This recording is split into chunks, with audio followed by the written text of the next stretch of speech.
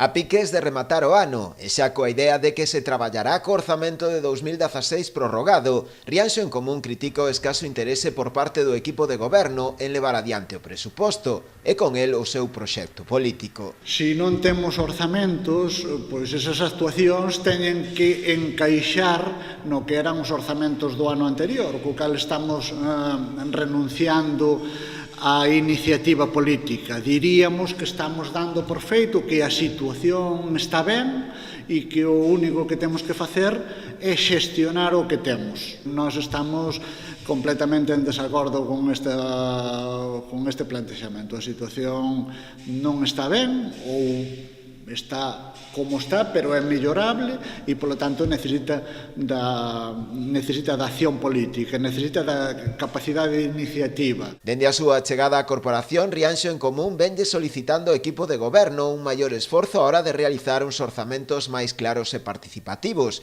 nos que os veciños e as asociacións poidan facer achegas, investindo os cartos en iniciativas que posibiliten a mellora da situación actual do municipio, algo que actualmente non está a acontecer. Fan todo o contrario, non nos presentan orzamentos, deixanos